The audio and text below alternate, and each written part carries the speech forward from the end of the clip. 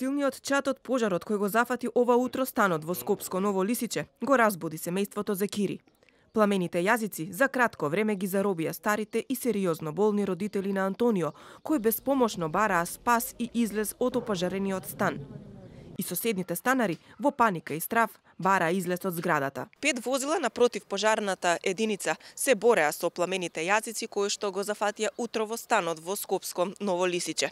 Позади мене се наоѓа станот кој што изгоре од невнимание. Неофицијално пожарот е предизвикан од запалена и заборавена цигара. За многу кусо време се раширил низ целиот стан, а биле зафатени и надворешните делови од соседните два стана. Бев тука, он беше девер ми на братучет ми маж. Он станал са бајле човекот да запали цигарата. И кога станал да запали цигарава и нешто се случило, овој спиел, кога станува почна пожарот да се подигне. Јас пиев и мајка ми, сестра ми, Тони вика, стари вика, бргу вика, се гори станот. И јас земам во тој момент да отворам вратата, не се гледа да отворам вратата да бегаме. Од чир, од чадот. Отвараме, не може. И еден другар од згора му го фрлиме клучот од тераса.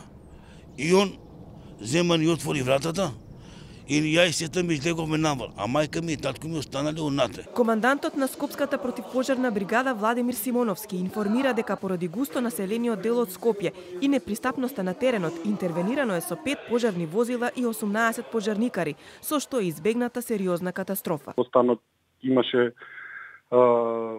луѓе кои што живеа, од кои седната беше неподвижна жена која стои со здравствени проблеми, иде на диализа. Тоа ни представуваше малце посериозен проблем во моментот, не за да ја евакуираме, да ја спасиме, за да можеме да го завршиме пожарот и да ја спуштиме безбедно додоле. Семејството Зекири живее од социјална помош. Мајката е неподвижна и е на диализа, додека 74 годишниот Рамадан е со деменција. Како што велат од семејството, веќе 2 години бараат негово сместување во некој од домовите за стари лица, затоа што состојбата му е многу тешка и веќе неколку пати се губи во непознат правец. Апелираа до соодветните институции, но и до граѓаните за помош, затоа што пожарот ова утро дополнително ја влошило нивната состојба. Многу пати се ваме во гедијатрија, нема место, и што да правиме сани? Чекаме човекот да е во ред. Не се слуши паметот. Бега од дома. Повредените од пожарот се соодветно згрижени на клиниката за токсикологија, од каде што информираат дека и двајцата се во стабилна општа состојба. Увид на место на настанот изврши екипа од СВР Скопје, со што се очекуваат и официјалните информации за причините за пожарот.